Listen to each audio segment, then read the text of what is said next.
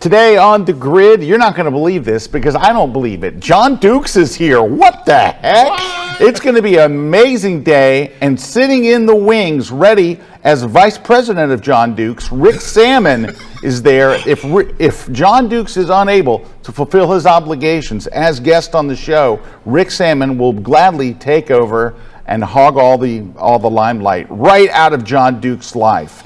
All right, today we have a wild topic. We're going to look at a blog post written by the CEO of Narrative where he gave his predictions for 2024. And I got to tell you, it's a really great post. I don't agree with them all, but John probably does. And maybe Rick does. You know who else is here? Susan Salmon.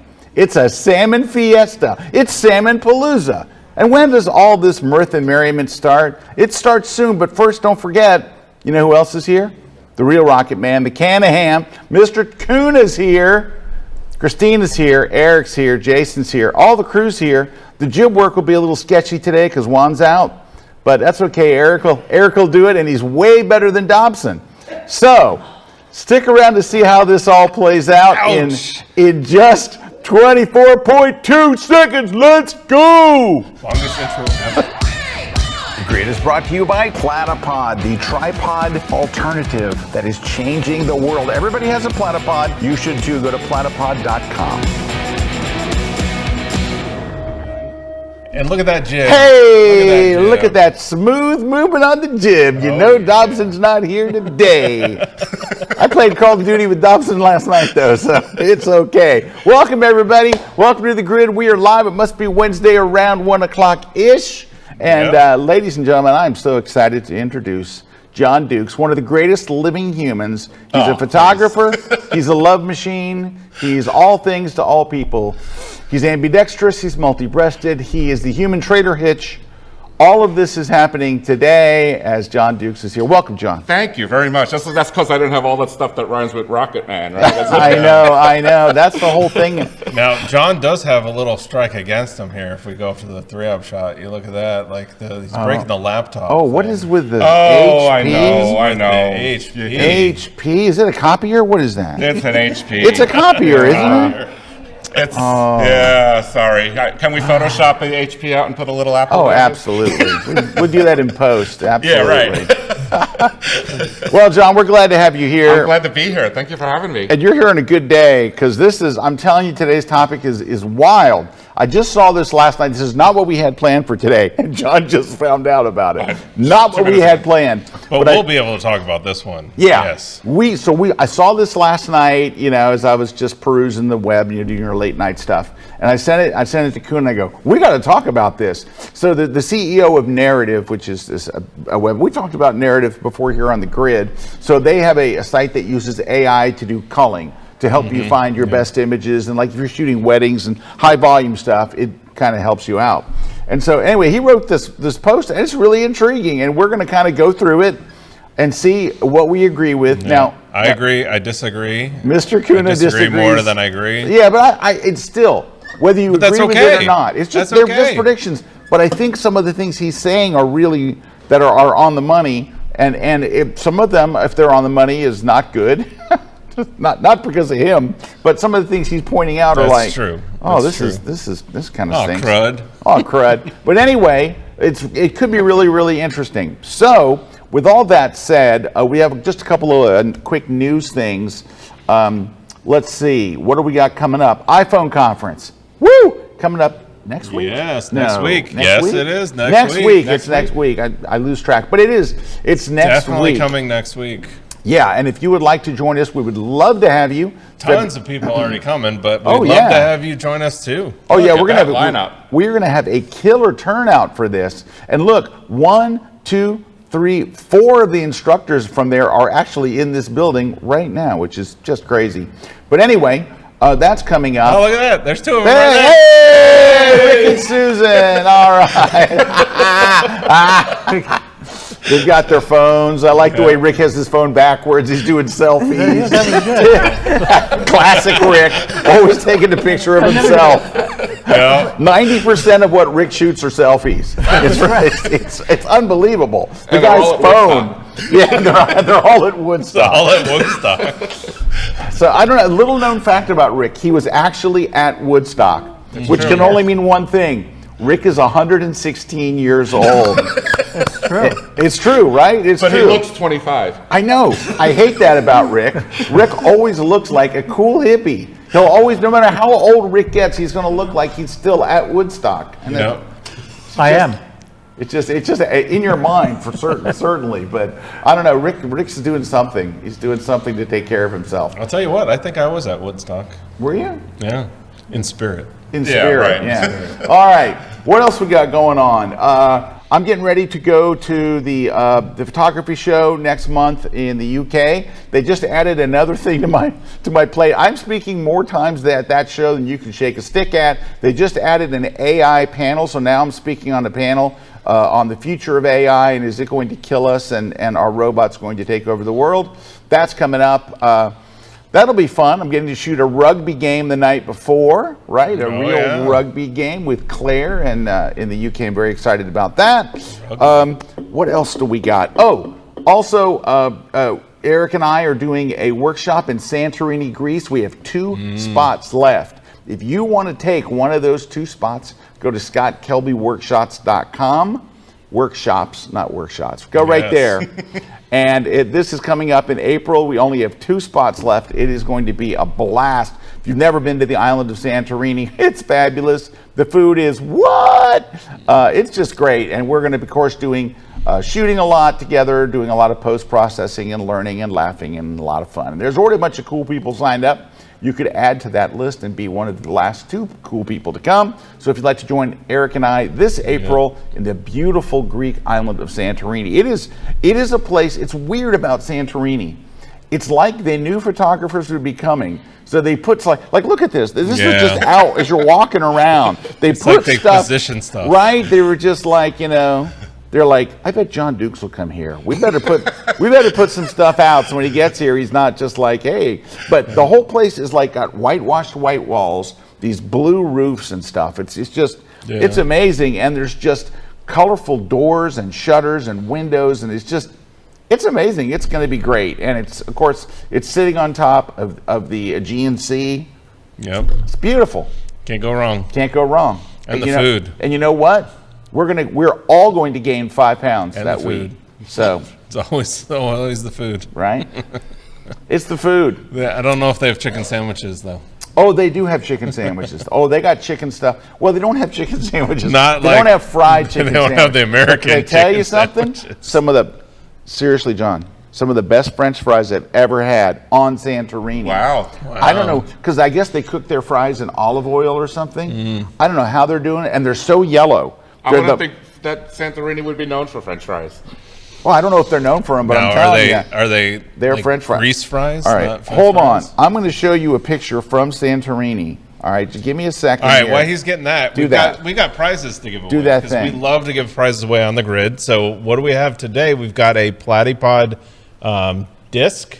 So this is a great attachment for your camera. It allows you to mount your camera anyway, and it's also compatible with all the Platypod system, but any Arca Swiss plate will be fine for that. And then the How Do I Do That in Photoshop Oh, book. who wrote that book? That was this guy, Scott Kelby. What? It says he's the world's #1 best-selling author in photography techniques. I love that guy. Yes. I love that guy, too. There you He's go. the best. And his book is great, by the way. Yeah, and you can find it over on Amazon.com. Yeah. And Or you can win over it here on on the grid. Amazon.com as well, you can get the Adobe Photoshop book for digital photographers, and we're going to be giving that away today, too.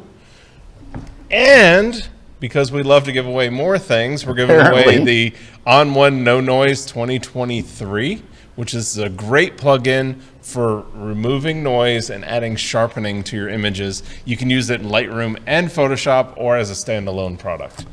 All right, and then we're giving away a V-Flat from V-Flat World. So this is everybody can win on this one, but one person is going to win free shipping of one V-Flat, and everybody can win 10% off by using the code Kelby10 at checkout. That's KLBY10 at checkout to get 10% off. Then we're going to give away another thing. Retouch for Me is giving away the Skin Tone app. So this is too much. Yes, it's too much, it's Erik. too much. Skin Tone app. And you can all enter the promo code and get 20% off as well there by entering the code KelbyOne20. That's KelbyOne20 at promo.retouch4.me. It's too much stuff. Yes. It's a lot of prizes. And because we'd love to add prizes, we're going to be giving away another prize this week. We've got a new sponsor for the show. They were on for a little while there and took a little hiatus, but we're Slick Pick is giving away I love Slick Pick. I use complimentary Slick Pick for my portfolio. Me too. There Me you too. go. So they're giving away a complimentary 1-year classic gallery plan. That's a retail value of $60. Well worth it. What? Now, it does say for this giveaway, just like the U.S. only, this one is new customers only, which, if any indication, me knowing how it is, it's some web guy that said there's a reason why it can't happen. That's usually what it is. There's a what, Somebody and the on their web database won't do this, and it won't connect in that, here, and and then then it has to be new customer customers only, Gotcha. which I hate, but it's just the way the world works. All right. All right. But so- Slick Pick is awesome. In fact, Slick Pick sponsored, was one of the sponsors and producers of the Photoclave that I was speaking at on Sunday and Monday. And I hung out with Sam from Slick Pick. There you go. And more on that later. But right. I found my picture. So this is not fries, but look, this is from Santorini. This is the sandwich. Just look at this. Right behind it is the plate of fries. See the yellow? Oh, yes. That's I see the yellow. it. That's the fry. Let me tell you, Just a little fry background, Boca Fry. the Boca fry, I like that. Okay, I don't know what they do to their tomatoes, but their tomatoes are like from another planet. It's amazing. Okay. They don't put the crap on it that we put on They it. probably don't put It is. like pesticides. Like to pesticides, death. whatever. Dude, I'm Make it telling grow. you, the food in Santorini is going to blow people away. So it doesn't really matter if you're even a photographer. If you just like good food and hanging out with me and Erik, come to Santorini. All right, let's focus on our story. All right, I want to tell you about this guy's thing first. All right, let me just pull it up here. I have it here, and this is really interesting. Again, I ran across this last night. All right, so let me just pop this out. All right, so the guy's name is James Broadbent, and he is the CEO of Narrative. He wrote this thing on his predictions. All right, so this is really interesting and scary, and I hate it. He says there's a new vendor on the block. So what he's basically saying here is, if you go to shoot a wedding or you go to shoot an event, you're going to have to deal with a new vendor. And it's not the video guy. It's the content creators that are being hired by brides and grooms separately. So they're going to hire a video person, they're going to hire a photographer, and then they're going to hire content creators that are going to create content for their TikToks, for their Facebook page, for their stories on Instagram. So now that there's a new group you have to work with as we keep moving further down the food I'm chain. like throwing up just thinking about this. And what he talks about here is, like he said, some of these vendors. You don't have to keep looking at that page there, Hey. Jason. Thank you. All right. So, some of these vendors will be passive and they'll in the background and they're doing their thing and some of them want to be the stars of the show, and they're going to be jumping up in front of you and saying, "Can you do this? Can you do that?" All right, everybody jump, all that kind of stuff that content creators do. That was the first one I read, and I'm like, oh crap! And photographers will be tripping over that. I know. All over them. Yeah. So I mean, this is definitely it's definitely something that I see happening. Yeah, and you know what Definitely. though?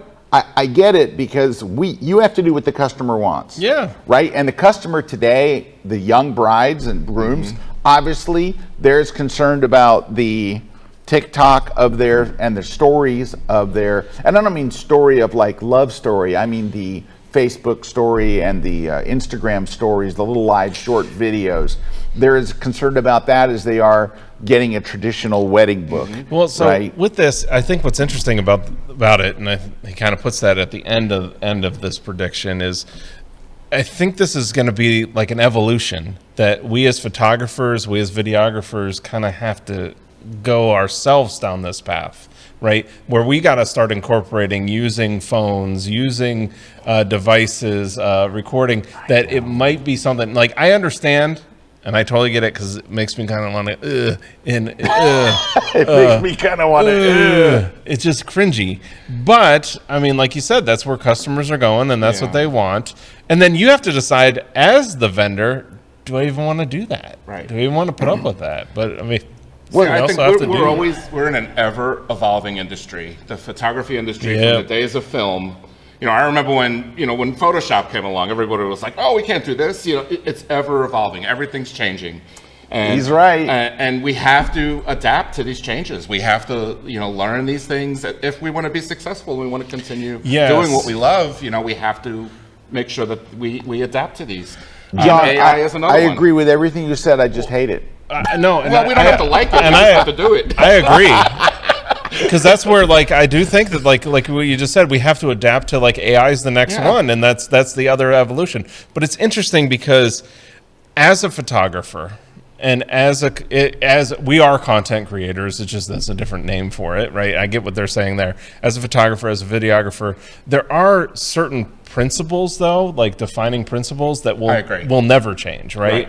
And I think that's why we cringe sometimes because we're looking at it. And I think the hardest thing that I have a lot of times is buying into trends, and really getting into trends because they go in and out of style where the classic photography stuff, the fundamentals never go out of style. Right? They never do. They're just always there. And if we are delivering content in the photography world that is eye-opening, that people look at, oh wow, I've never seen anything like that before. We will still continue to, the photographers will still continue to be. Well, and so a segue here, Scott. Right? We got to take a break, but one of the things we didn't talk about in the opening is there's a workshop that we have coming up. There's a very, very special workshop. It's not Erik or I, but we are helping to produce it, and we're going to show you the trailer for it. And it is with one of the greatest living legends of photography, and another of the greatest. There are a number of living legends. This is one of them. And so take a look at this. I got to see this last week, and I was blown away. And I think that's where I'm saying is there are things though that you need to understand as a photographer that make you a photographer. Oh yeah. And I guarantee the one thing I know from this guy, and the thing I've learned from this guy, is the things that make a photographer. If you want to be, I want to be a photographer. I want to be legit. Watch this. Hello, visionaries and future master photographers. I'm Joe McNally, and I've been called the Pro's Pro, which I'll take. Since day one of my career, I've tried to be a complete photographer. That's why today I'm unveiling a 6-day masterclass in photography. It's called The Complete Photographer. This is a deep dive. I've never done anything that is of this scope, the density of detail, the exclusivity of it. If you are interested in taking your skills from here and go off the charts, if you want to skyrocket your camera work and your artistry, this, as they say in the movies, is your golden ticket. This is not your run-of-the-mill workshop. Let's forget the fluff. This is serious. This is high-end. This is hands-on. This is intensive. Because of that, I'm partnering my friends at KelbyOne, who are worldwide leaders in photographic training. I'm going to take a lifetime of experience and basically give it to 12 people. We're going to do a deep dive into the exhilarating, frustrating, unpredictable world of photography. This workshop is hyper-focused, one-on-one journey with me for 6 relentless days. It's not a vacation, it's not a photo tour, it's real-world masterclass. You might not ever view photography as a way to make your living. That's okay. What you need to succeed as a photographer is confidence. Confidence to approach the camera, to approach a client, to deal with a difficult subject. Someone who understands what it means to fight for an image and know that you will fail. Failure is part of this. As it's been said, failure is a form of progress, and I can tell you over 40 years, I've made a lot of progress. Our setting, we'll be working in the studio, but also on location, in environments that will, as they say nicely, will challenge you, okay? I prefer to look at it as a photographer as a location that's going to kick my ass. It's going to push you. It's going to challenge you to take the camera into an unfriendly environment and still come out with a photograph. We're going to start with a cocktail soiree, beautiful dinner, and a presentation that I'll create that literally touches on almost every genre of photography. Photojournalism, illustration work, concept-driven photography. I'll be talking about and showing the 15-minute cover try with a celebrity and stories that took months in the field. Day 2 will set the tone. This is the foundation. Photographos, from the original Greek word, to write with light. Lighting is more than just illumination. It's the language of emotion and mood. We're going to journey through the spectrum. We're going to decode both the science and the art of light. We're also going to break apart your portfolios, okay? Think of your portfolio as a car going into the shop. We're going to tear down the engine, take all the parts off, put it back together, and it's going to be faster. Day 3 through 5, it's gloves off, okay? There's going to be daily critiques. There's going to be field work that is absolutely riveting. There's going to be time in the studio and time in the field. Your head will be spinning, okay? This will be a class that is just as eclectic and complex as the world we are sent out to photograph, okay? It's an all-access pass, right? What you are getting is a vault of information. I've covered multiple Olympics for clients like Time, Sports Illustrated, ABC Television. I'm not bragging. If you know me, you know I don't do that. I'm just a guy with a camera, right? I've always felt that about this job of photography.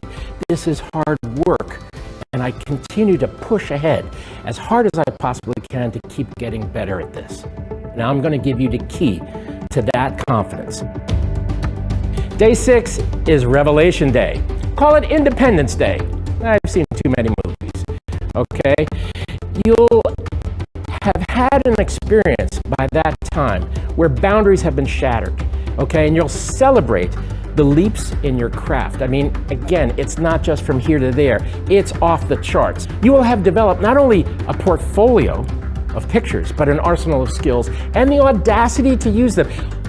Audacity is a great word because being a photographer in this very difficult world out there, this complex sort of endeavor that we engage in and we love, okay, it's an audacious task.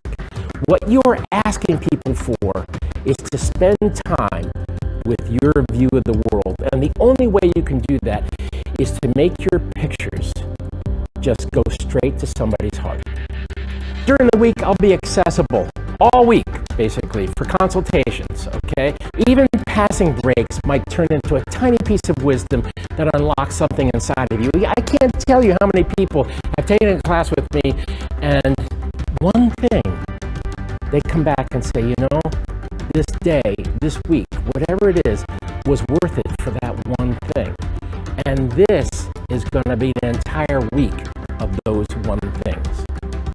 And during the week, everything we do, nuances, shoots, lectures, will be put on video that you'll be able to access forever. I've always said I'd rather have a new picture than a new lens. And yes, you have to invest in the camera locker. You need the tools. But this masterclass, this is an investment that multiplies exponentially. You'll gain here knowledge that will not only pay for your next lens, but will help you create images that keep you going, keep your career alive, keep you passionate. Images that for other people will resonate and inspire. That's hard work, and that's what this class is about. So if you're ready to seize this unparalleled exclusive opportunity, because the next chapter in your photographic journey can start right here, right now. I look forward to witnessing your transformation.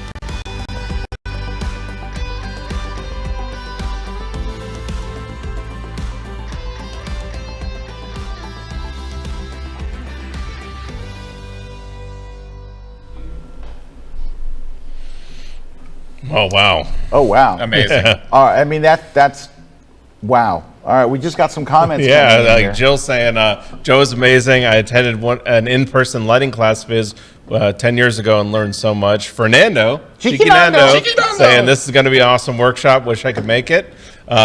We understand he's got to come across the pond. But Judy from NY saying, wow, this has to be a very special workshop. Who doesn't love Joe?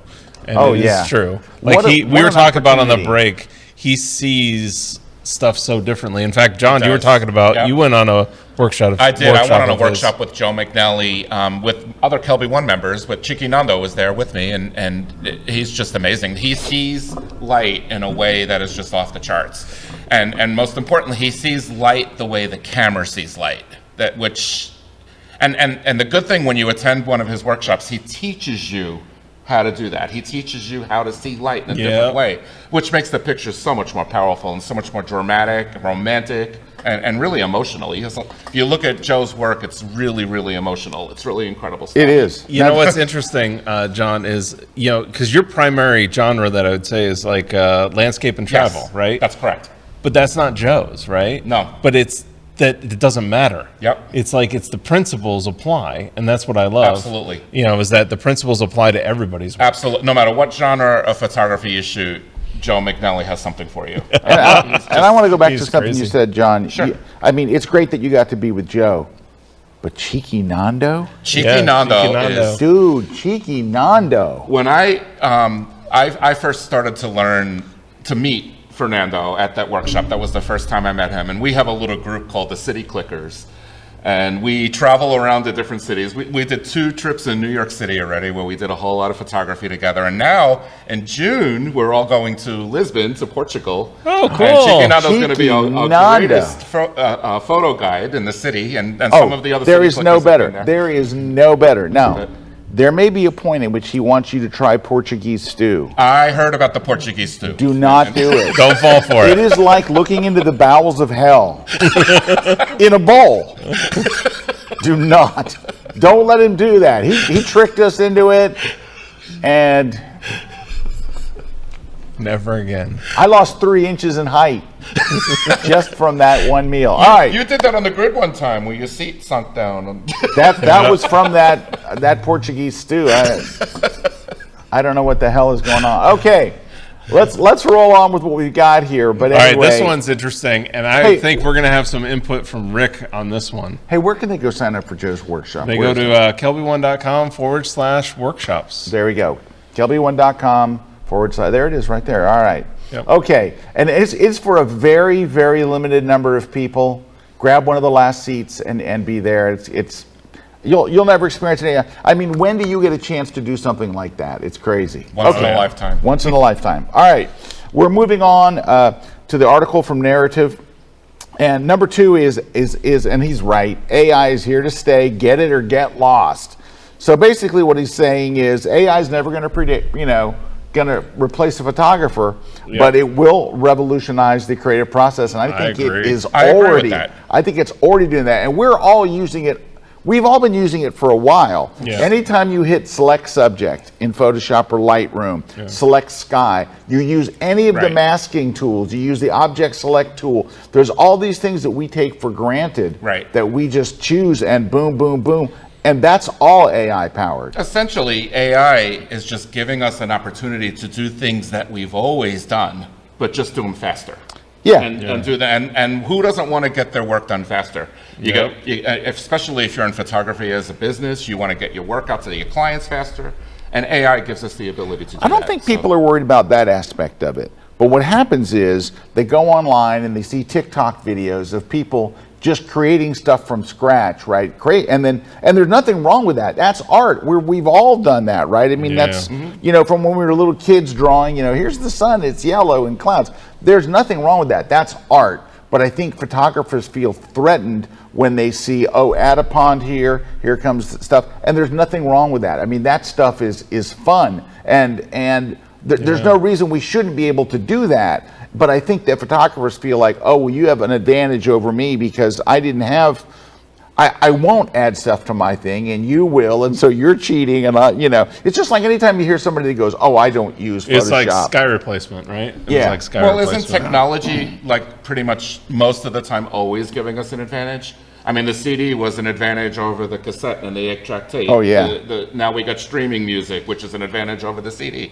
I mean, you can look in just about any industry, and technology is always but I don't think a whole lot of people were threatened by the CD unless you were in the cassette making business, in which case you were very threatened. But I don't think that. I think that like musicians and recording studios and stuff saw all that as a great opportunity. Nobody was threatened by it. Photographers were threatened by it. Hey, I would love to get Rick's. That's what my next sentence was. I want to hear from Rick, because Rick does a lot of really clever and creative things. But as we know, I mean, Rick is a very famous photographer. So, what are your thoughts on all this, Rick? Well, I think we have to embrace like new technology, right? And I think the people who are against it, we dealt with this back in August. Susan and I really embraced it, AI back in August, and you guys remember the conversations that we had, and I was getting slammed by people who really didn't understand it, right? Oh, you're stealing this person's image, right? They don't understand it. So I think if you understand it, and you're not hurting anybody, and if you're honest, I think it's really honest. We were just up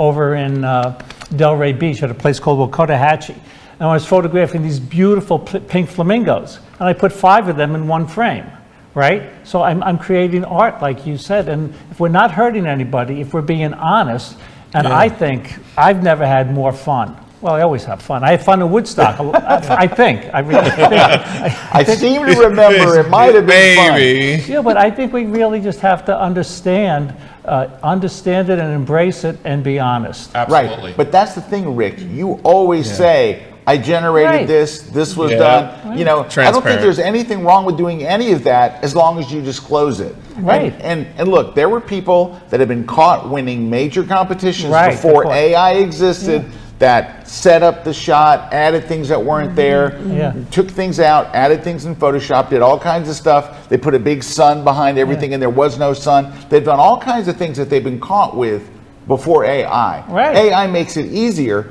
but at the end of the day, if you're going to be a cheat, you're going to be a cheat, right? That has more to do with you as the artist than it does with the tools. Right. But honesty is the best policy. Yeah, and Rick does that. When Rick will create something. But I got to tell you, Rick, we talked about this on the grid. We talked about what happened to you. Man, people came after you, and it was a group of friends that all came. It was like these guys got together and said, all right. It's like they all called each other and said, did you see what Rick said? Go get him. Yeah, we're going to gang up. They all kind of ganged up. Yeah, one guy said, I'm going to lose my credibility, right? How am I going to lose my credibility, right? I'm being honest about it. And actually, this started, Susan and I don't know if they could pull it up here, but we have a new book. It's called Wild Wanderers. And we embraced AI, and what this book is about is these animals from like Africa going to Antarctica.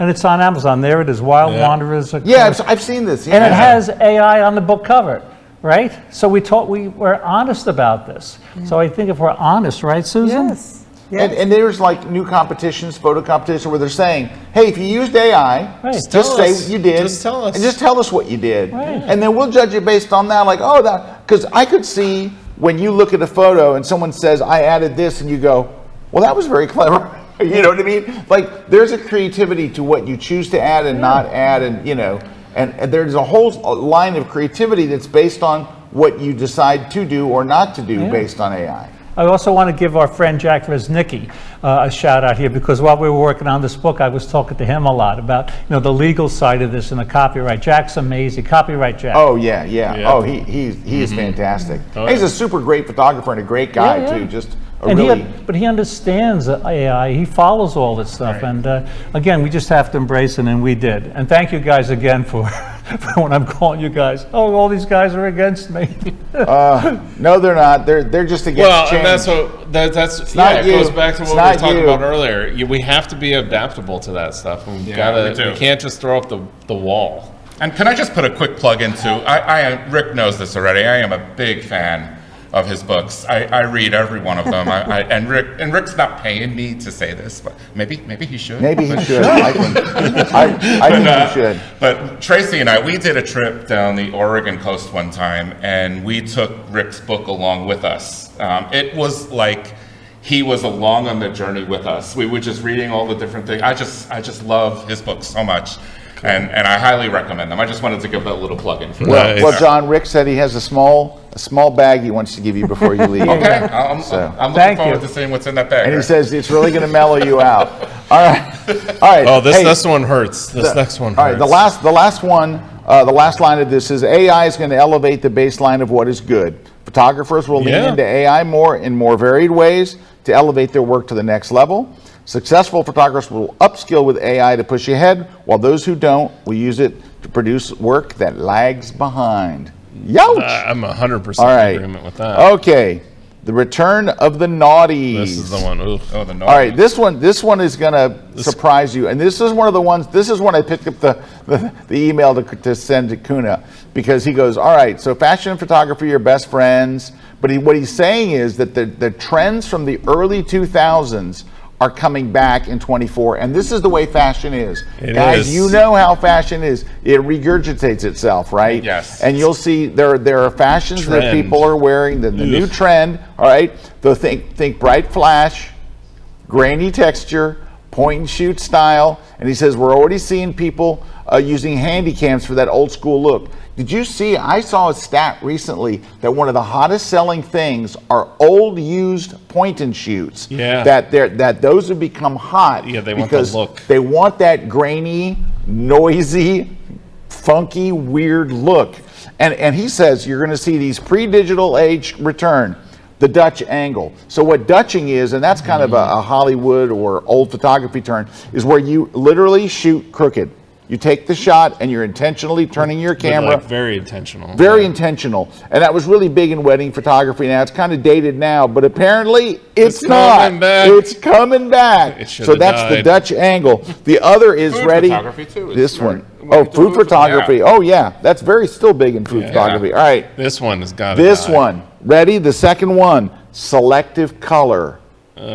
Selective color. Teenagers who never knew Photoshop are picking up cameras with selected color preloaded, and the trend is going to take off. All right, now, Photographers love that. while they're talking about it, I'm going to show you how we use today's technology, right? Today's Lightroom to do there's it. certain, like, that's what I was talking about earlier. Like, I get, what I don't want to do as me as a photographer is I hate jumping onto trends. I agree. Right. I want my work to be my work, and this is what I do, and this is how I shoot, and I'm doing this. Like, I'm not doing this to, Rick Rubin actually has a good book on this where he talks about the creativity and all that. And like, you need to be doing this for you first. Yeah, I agree. And like, I need to be like, I am creating this art. This is my photography, and if you like this, you like this. And one of the and when you jump on trends, you're just jumping onto that trend. Right? I totally agree with you, Eric. One of the greatest gifts I can ever receive from another photographer, especially, or even someone who's not a photographer, when I say, as soon as I looked at your picture, as soon as I saw, that's it. I knew it was yours before I even saw who That's it was my from. win. You know, That's my win. That is like the greatest Okay, compliment. can I raise my hand here? Because they're looking at this through a very narrow scope. We are. Here's the reality. If you're a working photographer and you're getting hired and this is what your customer wants, you It's better true. follow the trends. You have now, to. If you're shooting rockets, you can put your foot down and go, there are no rocket trends. true. If there's a rocket trend, Eric's probably setting it. So he doesn't have to worry about it. But for everybody else, Landscape too. Landscape, like we do landscape and travel. Yeah. I know, but I'm Absolutely. just saying. I get what you're saying here. Like, it is very much like the way this vein is designed, or this article is designed for people who are doing like wedding and portrait photography. Right. Well, what's what Narrative's customer is, Yeah. right? Their customer are people that are high volume, portrait and wedding and things like that. All right, take a look on my screen real quick. I'm just going to show you this. Let's get my screen back here. All right. Okay, so here's what you'll do now to bring back this awful, awful thing I'm going to show you. Go to the masking tool in Lightroom, get the object selection tool, and just choose like this bouquet. I'm just making an example. All right, you choose the bokeh. It selects the bokeh. You're going to go over here and hit the invert button, and all you do is go to saturation and done. That's it. That's selective color. That's where you leave one part of the image in color and the rest in black and white. Now, I will say this, and I've said this forever. Photographers hate selective color. And clients love it. They love it. They love it. They love it. I always get requests for that. They love it. If you do selective color, they're just going to go, oh, that is so cool. And other photographers are like, that's the truth. Yeah, but the way you did it there, there's a little bit more intentional. Where I've seen a lot of it, they'll go with just the yellow.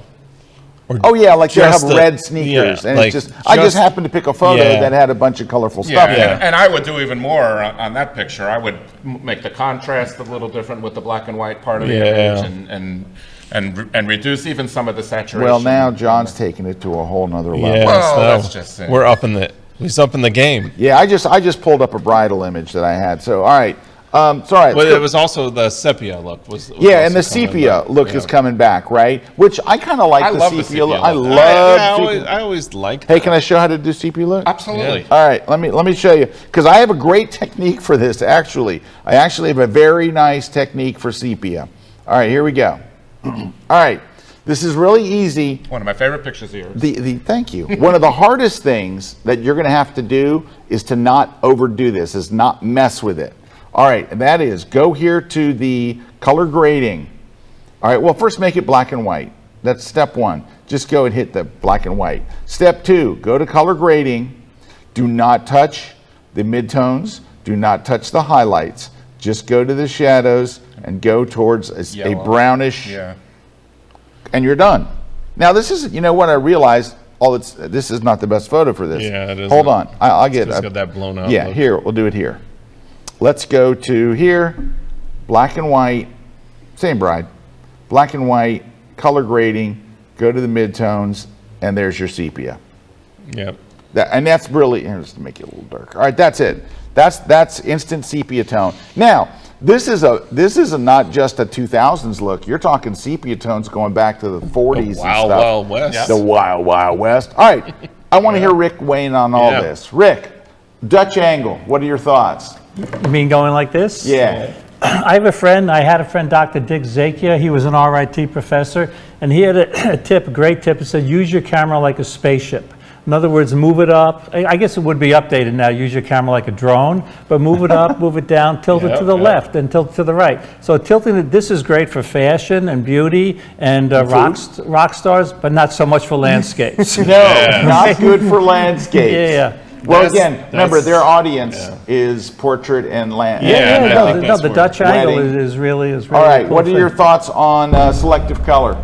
I love selective color. Actually, in the iPhone conference that's coming up, Susan's I'm going to show an app that does it very, very quickly, and I really like it. I think it's just fun to do, and you could do it really fast with an app. Well, everything Susan Salmon does, I love. Susan always knows the hot apps. She always knows the I like the apps. I do. And she does it with such happiness. And Susan, I was telling your story in California. I was telling the story of how Susan made me look stupid in China. No, Susan was the one that made me really start to change the way I think about my phone, because I used to think of my phone as a worst case scenario backup. You did. And I remember after that trip was where you changed it. And I was like, freaking really Susan, she opened trip. my eyes. Oh, is it the one on the boat? Because I only know that because I had been arguing the whole thing of the phones, and after that trip he was like, oh, the phones. Yeah, the phones. It's just a tool. I mean, really, it's the phone is the camera's just a tool. All right, here we go.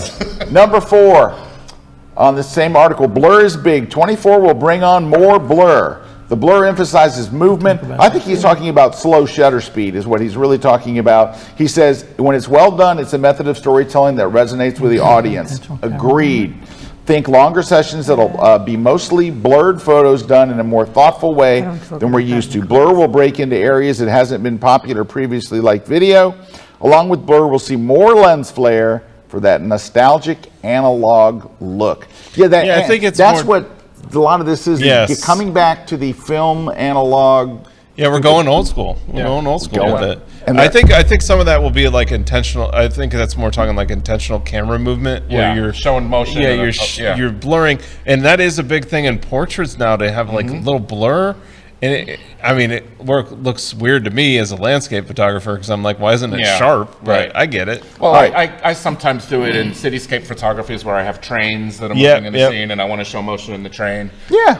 But you could also show it too in a wedding photography during a reception when people are dancing. You could show blur. Absolutely. Yeah, showing movement. And in fact, I did a whole thing when I was doing this. I was doing a keynote on travel photography, and one of my examples was on showing motion and why you want to show motion. I showed people walking. I showed tuk-tuks in India moving, and I showed all these different examples, scooters going by and stuff, and how to pan with them and all that kind of stuff. All right, this next one is the one I don't necessarily agree with.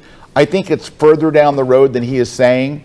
He's talking about the VR and AR revolutions here, and he's talking about Apple launching the first Vision Pro this year, and it'll change photography forever. So I think that is way, way years off. So first off, the Vision Pro is wildly expensive. When you get your extra battery in your case and stuff, it's around $4,000 for an entertainment device. It is literally just an entertainment device. No one's really going to... that's the only way I can see it being used right now. It is. You're going to watch movies on it and music and stuff, and I don't have one.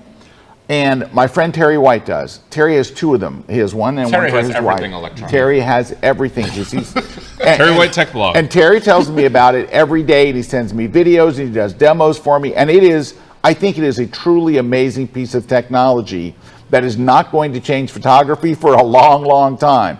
So the next one doesn't come out for, what are they saying, 18 months. They're saying before the next one comes out. In 18 months, it will be better, but let's just say it's not 4,000 anymore. Let's say it's 2,000. It's still going to be this many people that have one, this many people that create content for it. We're years and years and years off from what he says in number 5. I don't want to take anything away from him. It's his prediction. I just think this prediction is ahead of itself. I think it's just it's a hard one too, because we've had this VR and AR like prediction for like decades. Actually, yes. You can actually go back to the 90s when we had the headsets. We used to go to the mall and put on the headset and like try the video games and all that stuff. Like we've had this for a long time, we've had the Meta and it's just never really caught on. It's just never really 3D glasses at the movie haven't caught on. 3D glasses. Nobody likes to wear 3D glasses. You know. All right, so I think that this one of all of them probably is the one that is. He's right. I think he's just early. I think he's not just a year or two early. I think he's many years early. No, I could see where I see the Vision Pro, like you were talking about this, it's entertainment. Like I could see where putting your content into 3 dimensions, putting your pictures into 3 dimensions, having it be virtual. But your audience is going to be so tiny. It's going to be tiny. Now, he goes on that it talks about AR as well, and you're seeing that where they're showing, here's what my print would look like in my living room. Yeah. Like you can go to these websites and say, I want to make this print, I want to see how it would look, not on a mock-up couch, I want to see how it's going to look in my living room, and you can do that. But there's not a big market for that. I mean, it's a small market for that augmented reality. I'll tell you what, I love augmented reality when it comes to photo pills. Yes. Holy moly. Use that kind of that. Right, but how many apps can we name between us? Rick, augmented reality? Have you used any augmented reality apps? No. What about Susan? She's the app queen in your house. I think I'm going to look for one. She's going to find one. She'll find one. Wait, that's only because Susan likes to be on top of whatever the hot app is. And you know what? Susan's going to find one too. Susan doesn't really care about augmented reality, but she wants to know. She's the app queen. If you want to know, she was showing me crap years ago that she's like in these apps, and I'm like, I got to get that app. I don't know what it is. Susan's an app queen. I don't know. He is. All right, let's move on to number 6. Oh, well, you know what? Let's take a break. We got a couple more. I don't want you to see it yet. It's number 7. I really think is neat. Yeah. We're going to look at number 6. There are some cool ones on here. And number 6 I think he's pretty good here. Let's take a short break. When we come back, Rick and Susan are standing by. Susan's probably built an app while we're on break. We'll come back. I built an augmented reality app. During the break. John Dukes is here. What the hell? John Dukes. I've always wanted to do that.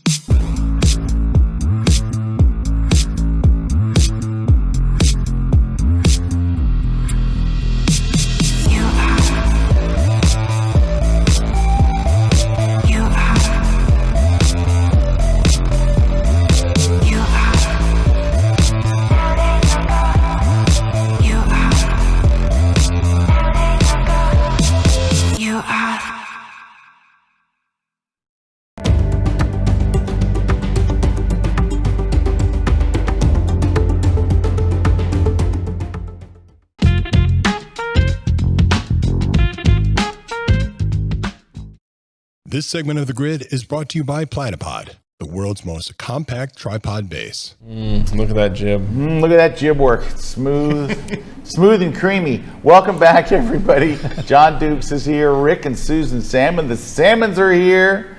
And Mr. Kuna is here. And we're all here. And we're just changing from screen to screen. All right. We're going through the blog post here on narrative.com. And it's on the future of photography. We're at number 6. All right, number 6 is cameras have built-in AI. It's already happening. Now, this is true. We've had facial recognition and eye focus and things like that. That is we even have true. eye tracking. Hey, did you do your shout-outs yet? No, we haven't done any shout-outs. Do some shout-outs real quick here. Well, we know Fernando is in there saying greetings from Lisbon. Cheryl saying hi from sunny but chilly Port St. Lucie, Florida. Yes, it's a little chilly down here for us. For us, these northerners are like, this is great. And we're like, this is freezing. It was 20 degrees when I left home. Lou saying hi from Wake Forest. Jesse saying hi from a sunny and kind of warm Wisconsin. Lenworth Johnson Photography is in the house. He's such a nice guy, Lenworth. And I never liked him. No, he's a super nice guy. Jim saying hi from Minnesota. Peter saying hi from SoCal. Thomas saying hi from Germany. We got Dave. I think he's from Dusseldorf. Yep, saying hi from Nottingham, England. There you go. All right, let's go. All right, so anyway, he's talking that cameras will have AI and they're going to do more. He said there are cameras out there now where you can drop a LUT, all right, so a lookup table right into the electronic viewfinder so you can see your edit live as you shoot. He said more and more of this is in the pipeline. Cameras will be built-in AI editors in the hardware so you can immediately edit the photos. Here's what I think. I don't agree with that. I don't agree with this either. Here's what I think. The camera companies are so flippin' slow to implement anything. I agree. Your phone camera, you can do all kinds of crazy I do have crap. a prediction there, though. Oh, let's if go. one of the camera manufacturers actually did it, they would own OMs? it. Oh. They would own it. Right. OM Systems added. right.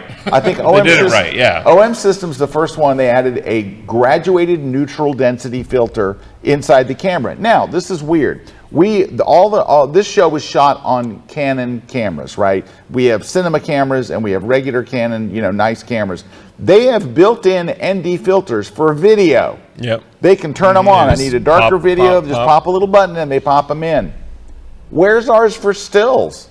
Like, are you kidding me? After all this time, we can't darken the lens? You can't put something artificial or hardware version in front of it. Nope, we Which have to you go can do buy on an and iPhone. screw on. You can do it on an iPhone. I would prefer to do that in Lightroom, though. Oh, well, Lightroom does it better Yeah. because For the there's all kinds of- graduated one, Yeah. Yeah, But now the regular one, Yeah. I would Yeah. much rather have it done in Oh, camera. much rather Because in like the camera. iPhone and the Samsung will do it, Yeah. and it looks just like Yeah, you have an I ND need, filter. I need Right. if I want an 8-minute exposure, I should be able to dial in. I need a 20 stop and just, Yeah, just Yeah. go. But I shouldn't have to go and buy a filter and screw it on and carry it around with me and change filters. But we love doing that stuff. No, we don't, John. We hate it. You I love hate doing it. No, all right. I hate it. It's this next one. All right, number 7 I think is really, really good. Look at this. Flash is finally back in. Now, Flash never went away. No. It says natural light is out. I don't believe that natural light is out because I think most photographers will be shooting natural light because it's easy and it's available. You don't have to learn Flash. However, I love that he thinks that Flash is back in because once you learn to be able to use Flash, because when you shoot natural light, what you are is essentially a part-time photographer. You shoot during the day, Yeah. you can shoot on the right kind of weather. I can't shoot in this window, I can't shoot outside because it's direct light. It's a whole bunch of cans. But with Flash, it's a whole bunch of cans. I can shoot at midnight, I can shoot at 4 in the morning, I can create directional light, I can create shadows, I can use multiple light sources, you can do so much stuff. Flash is so awesome. So When we have the I love ability reading to this. manipulate light and make it do what we want it to do, the sky's the limit with your photos. Now he says the heavier use of direct flash photography will play a major role in bringing this aesthetic to life. He said we'll see a trend towards minimalist luxury, elegant, timeless, sharp and dramatic, minimalist luxury in 2024. I think it's going to be extraordinary. All right. Direct flash puts the focus on the subject while creating dark shadows to create a look that suggests luxury in its simplicity. Try using more flash in your work and see how it transforms. I'm all about this. I love flash, and you know what? Flash has never been easier. It's never been made affordable. And I'm gonna do my plug for today. I'm not sponsored by them, but FJ Westcott has a studio strobe that is battery powered. It's the FJ400. It's about the same price as if you go and buy a Canon or Nikon, really one of their good flashes. Yeah, like one hot of their- shoe flash. Right, hot shoe flash. But it has an amazing controller. It works great, and it's battery powered. Because that used to be the thing. It used to be, well, I need to use flash Yeah, it was so hard. because Yeah. I can't run studio lights on location. Yeah, now you can do it all day long. ProPhoto makes them. They're really, really good. Westcott, I love their FJ400s because the ProPhotos are, I think, probably the world's best light. Oh, And they- yeah. They're and they- like a tank. They're And a they are tank. priced like the world's best light. Yeah. Now, they are super simple. They're beautiful to look at. They're the easiest lights to use, I think, anywhere. They're brilliantly designed. They're rugged. You can throw them off the back of a moving car and pick it up and keep shooting. It's amazing. If you go to a rental house anywhere in the United States, you're going to get a ProPhoto light because they know that they'll work and you can send them out. Westcott, theirs are not as beautiful and they're not quite as easy. They're not as elegant, but it's a bright flash of light, and it works really, really well, and it is 25% of the price.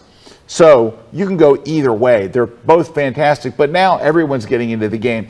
It's gotten so far that Elinchrom has finally decided to make one. It has taken them a lifetime. It's one of the reasons why I left Elinchrom, was because I used to shoot nothing but Elinchrom. It was all my flashes were Elinchrom. They just kind of left they went. You had to carry a battery pack around in this day, and like a battery pack, really? Yeah. Anyway, I'm telling you, flash has evolved. If you're not using flash, now's the time. Now, if you do want to buy a little flash, and guys, can I tell you something that you're not going to believe this, but Erik knows it's true, and maybe Jen, do you use flash? Yes, all the time. All right. Little flashes are way harder than studio strobes to use. Absolutely. They're way more complicated, and you think, oh, it's easy, it's a little. No, they're not. They're a pain in the butt. They have the worst operating systems of anything in the world. Oh yeah. The operating system. The engineer who wrote how to program it, I mean, forget it. They're not photographers. And the worst one is Canon's. Canon's is the worst. Canon's is the worst. Hold down this button and hold like this and 3 figure, seconds. oh God, and then, pop this over here and then roll this. They are over the here. worst. And you're like, can it just be like up, down? Right. No. And the fact That's that, what I do like about the Pro Photo, where you just got the buttons and it's like boom, boom, boom. Oh yeah, it's just easy. Oh no, but so if you think, oh, I just want to start with the flash, don't start with the flash. You'll never master it. I think that was the best tip you just gave there was everybody will say, oh, I need a flash. So they go out and buy the flash, like the Canon flash. Right. Don't buy that. Go buy the FJ Westcat or something like that, because you will be much happier for the price. You're paying the same price, and you're getting something that's so much easier to use. Pull up. And the other reason why I say to do that is because it encourages you to not do what everybody does that makes flash terrible, and that is mount it to the top of your camera. Right. It forces that's the you worst thing. to put it in the right position, which is on a stand with a modifier, in intentionally shooting and lighting up a subject, just like Joe McNally does. Yeah. You know, now he'll use small flashes, but you never see him using it in traditional ways. No, not at all. He's sculpting the light, and he's shaping the light, and he's modifying the light, and that's where these kits are. They're amazing. I'm looking for just a single. I just want to show you the single thing, but everywhere I go. Is it that one? Oh, that's one right there. Erik just pointed it. That's not it. It's this one right here. Or is that the 20? That's the 200. I want the 400. All right, this is it right here. Look at this. It's $599, same price as a Nikon flash. I don't think you can get the good Nikon flash for that much. But anyway. You can't get the top of the line one, no. No, not. But anyway, look at this nice thing. It comes with this kit, and it has a little thing that lets you use about a bazillion soft boxes with it. Yeah. And it's so easy to use. It's got LEDs and the remote that comes, you have to buy the remote separate. It's $99 more to get the remote. And you definitely. But it's easy to use. It's so easy to use, and it works the first time you try it, and you're like, I love this. I want to do this. If you get a Canon flash, you're going to have to call another person that has a Canon flash to tell you how to use it. And they still won't know how to use it. And they still won't know. One thing about that Westcott flash is get a sturdy stand for it. Don't just get a cheap little thing that'll. Yeah, get a decent stand. Like you need something to support it because it'll fall over and break. Yeah. What kind of stands are you using, John? I use a really. Tracy can answer that question for you because she carries it all the time when we're at weddings. Sorry, Tracy. All right, this is what the trigger looks like. Here's the trigger. This is the trigger. You can have A lights, B, C, D. You just click them on and off. It's so easy to use. There's a little channel button to do your channels. Yeah, and it's one trigger no matter what your brand is. You can say, oh, now I'm using Sony. Oh, now I'm using Canon, because people use different stuff. Anyway, get that. All right, so I like what he's saying about flash. I don't agree with the part that natural light is dead. No, definitely not. I think that flash Rick, may be in. what's your opinion on this whole flash thing? Well, my number one tip is if you have like a flash for your camera, I'll tone it down. Take the damn flash off the camera. I agree. Right? Take it off If you take the damn flash And off the don't camera. use the flash on your phone. And definitely don't use a flash on your phone. But, I love natural light. And I think the goal with using a flash is to make it look like natural light. Yep. Unless you want that harsh shadow that you see in some fashion photography. But yeah, and Susan, we're natural light people for sure. All right. Now, on the other side of it, because I know you guys are into the phones, there's one guy It'll be teaching next week. This Oh. teaching a class. And if you want to learn how to use Flash with your phone, he's the best in the world. Wait, he's not just the best. He's the best in the world. He's the best in the world in iPhone photography. Yes. Period. Yes. He is the best. He is alone in his field. But he's gone to that next level. Of Yes. I am going to shape light with a phone. Right, but he's also he's producing shoots that you would spend thousands of dollars to do with a DSLR or mirrorless, and he's spending all the same money, except for he's shooting it with a phone. So he does big stuff. Like he's doing what big name photographers do to make big shoots. But when it's time to press the shutter, he pulls out his phone. And if you saw the picture and did not know, there's no way you would know. No way you would tell. His No stuff. way. He is, and now I made the mistake the other day. I was on Jefferson Graham's podcast, and I made the mistake of saying that he's one of the world's best photographers. And he was like, no, he is the best. And I'm like, son of a gun, he is. He's the best. He's definitely the best iPhone It's Russell photographer. Preston Brown of Adobe. Yeah. And it's not what he does in post. It's not what he does in Photoshop or Lightroom. It's what he does before he gets to Photoshop and Lightroom. It's a whole thing. It's a whole thing. No, he does. He's very good. It's Russell Brown. Yeah. If you go and bought Photoshop 1.0, 1.0, his name is on the splash screen. Russell Preston Brown. It's on one. So he is a living legend. But I'm telling you what. Yeah, there's no class that I'm looking forward to More than his. because I know what he's planning to do and seen some, and it is amazing. I was out last year. He came to the workshop we were doing out in the Badlands, and he was doing stuff with Flash on the phone that I was like, oh my gosh, I got to get into this. Wow. Like, Now- this is amazing. His class is actually shot on location, and we flew a camera crew out to shoot it on location out in Nevada. And his phone, I'm just hearing from the editor of that class, his class is going to be amazing. In all caps, he wrote. I'm telling you, guys, it would be worth it for you to go to the iPhone conference if you do nothing else but watch his thing. Now, when you go to the conference, you can rewatch all the classes for a year. It's 2 days, 2 tracks, plus a pre-conference session that I'm doing the day before and an orientation section. Go to KelbyOne Live. Go sign up for it right now. You don't want to hear about it afterwards and go, oh, I should have gone. I should have gone. You know you're going to. You can save $150 if you sign up right now. But there will be people that don't. They'll wait till the last minute and they'll pay the extra $150. And you know what? I go to every conference. I love those people though that pay. Everyone. That I don't wait even till have the an last iPhone, minute. and I'm going to the iPhone conference. There you go. Do you know why? Well, you know why? It doesn't really, iPhone, It's a Android, photography conference. it's a photography conference, but it's hard because you have to show it on the iPhone or the Android because it's totally different operating systems. It doesn't work like Photoshop. All right. Is the same. All right. His last thing that he put in this article, which, you know, this is not anything earth-breaking. He just says, plan to spend longer amounts of time with your clients. Instead of a 1-hour engagement session, it's going to be likely extended to 2 and 3 hours. Clients are demanding organic, authentic moments instead of staged poses. Embracing the natural flow of the couple in their day. It puts your storytelling skills front and center, etc. like that. Capturing genuine, candid. I don't remember the last time anyone ever said, Scott, you're going to do my portrait. I'd like it to be posed and stiff. So I don't think he's breaking any new ground there on this last one, except for what he's saying is, you know, people are now willing to do 2 and 3 hour sessions where you had a hard time getting someone to do an hour before. So that may be the case. Are you showing some Russell shots here? Oh, I'm just looking back at like stuff he's done. So Eric's looking on Russell's site. Well, yeah, you've got like I was just up here like this stuff where this is all Flash. This is on a phone. phone. It's like Flash on the That's phone. crazy. Right? On a phone. Like you gotta be kidding me. That's amazing. I know. Like there's him just doing a self-portrait of himself with a flash on a phone. You know? Wow. I don't know. All right. Crazy. Yeah, he does crazy stuff. Crazy.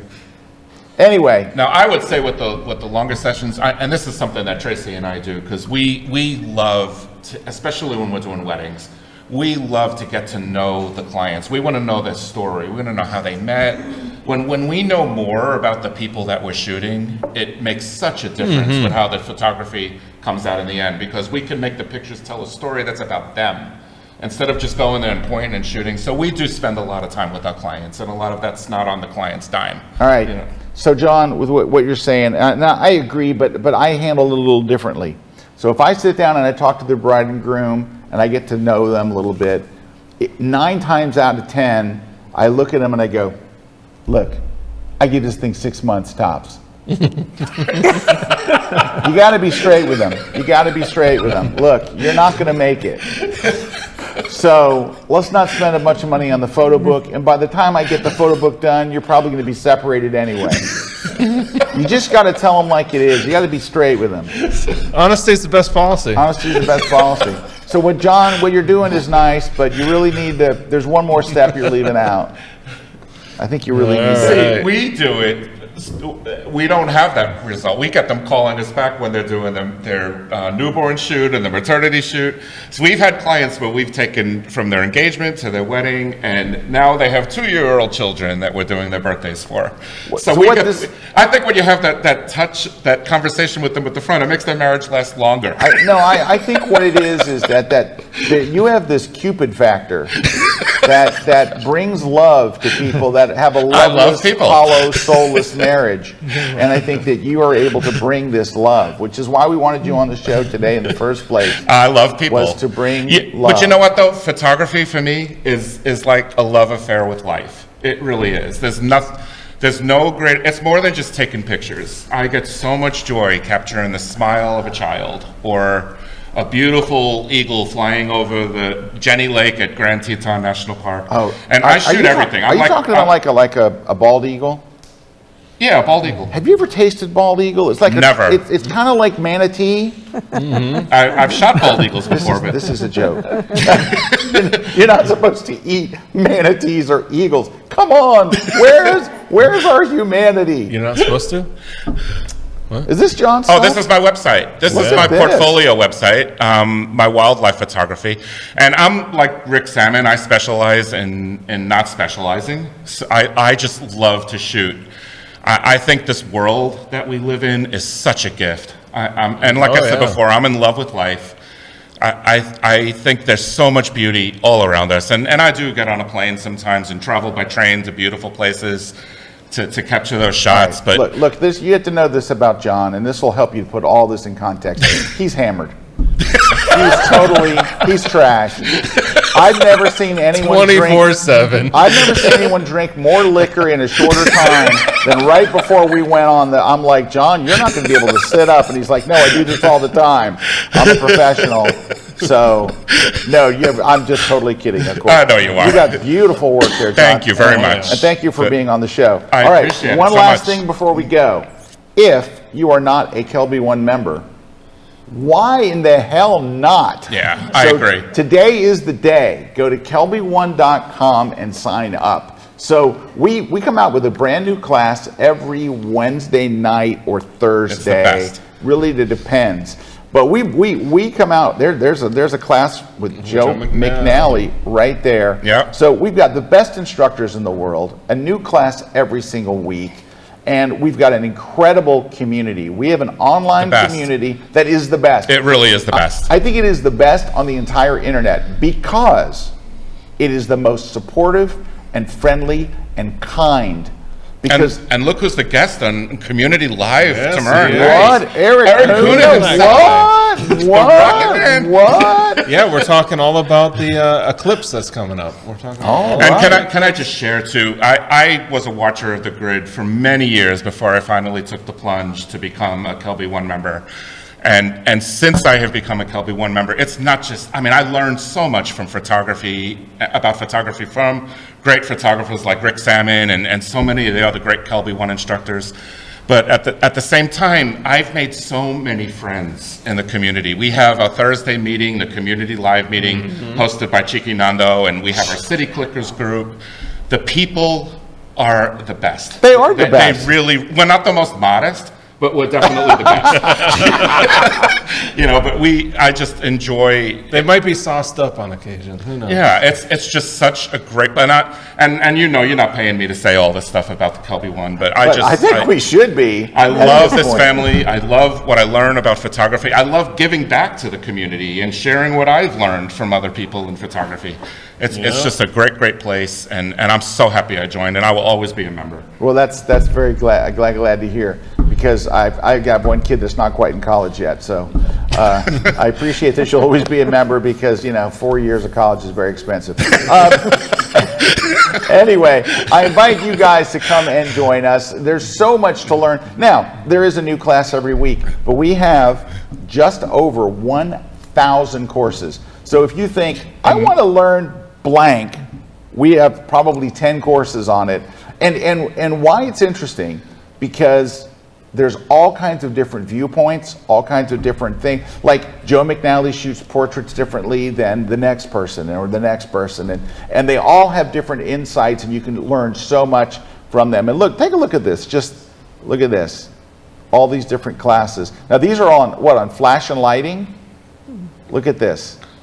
Yeah, and I think Rick Salmon has 700 classes. Oh, it's Rick Salmon. Rick has, we do have the largest collection of Rick Salmon courses anywhere, and they're great, and people love them.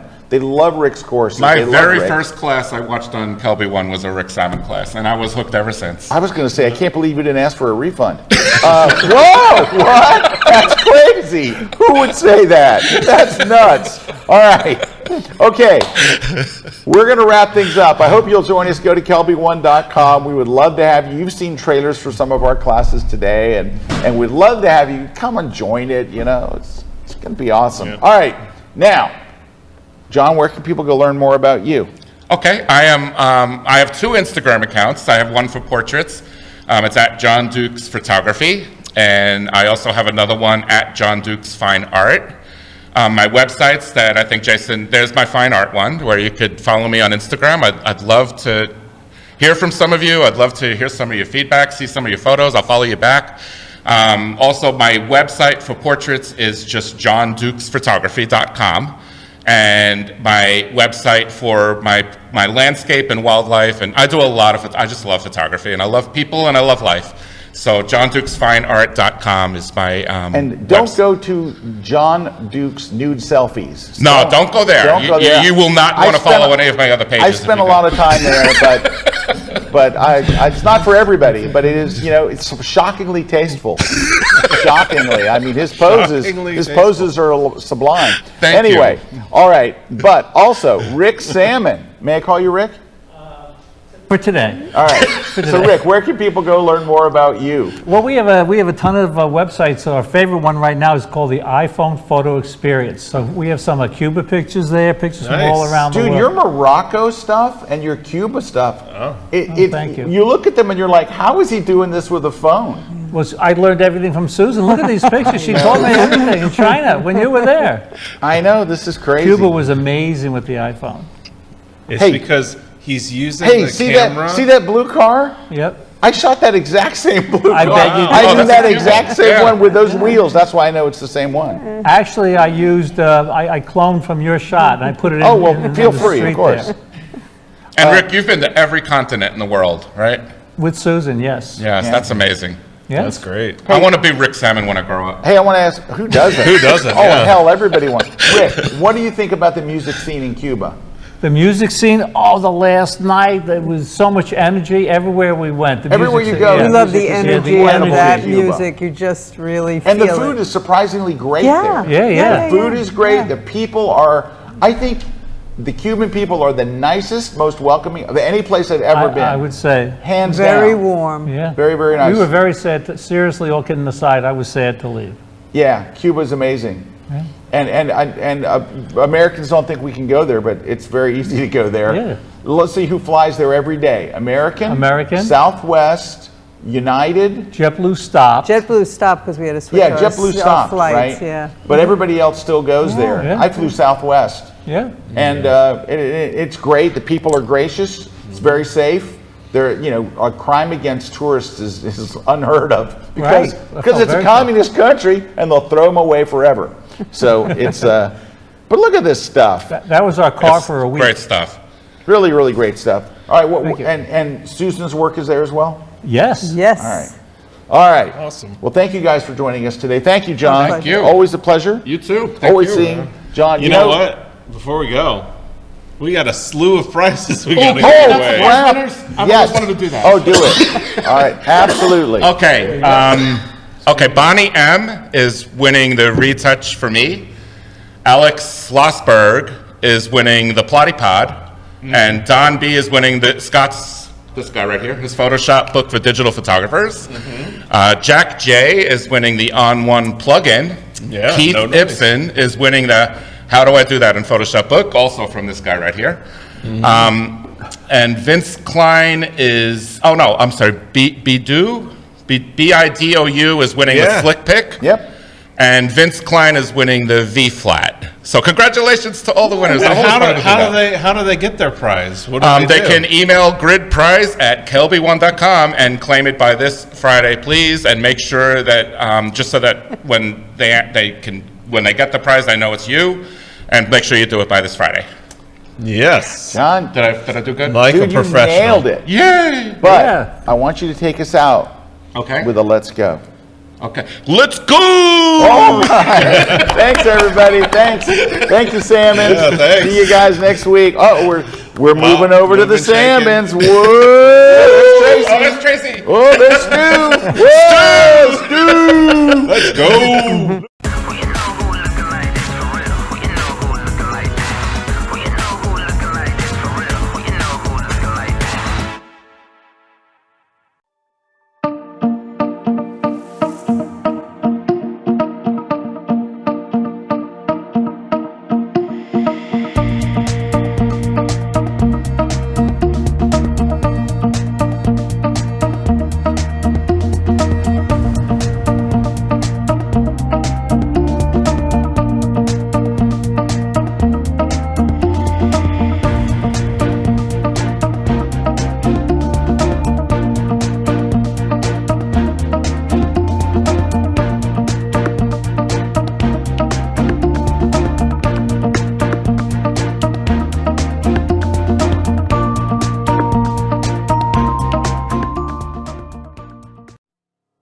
I am a portrait and wedding photographer based in Valencia, Spain.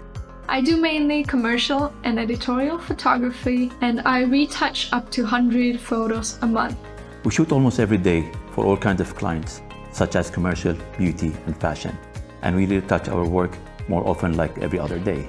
I used to spend over 1 hour for one photo. If we want professional results, we must remove skin blemishes, do micro dodge and burn, highlight eyes, whiten teeth, and even reduce wrinkles in clothes. And this can easily take me up to 2 hours of work for each photo. So when I saw that there's a plugin for Photoshop that helps you retouch quicker, I was eager to get my hands on it. I read many feedbacks about it, and I found a lot of positive reviews, which made me to consider buying my first plugin. One of the challenges we have at the end of a session or wedding is to achieve an edition in our photograph that looks natural. This is where retouch for me has become a game changer. I love the feature that you can pick how much effect it has on your photo, and you can adjust it accordingly to your style. I saved a lot of time and always end up having amazing result with my work. I am extremely happy with the quality. Now I am more efficient and have more time to spare with my family.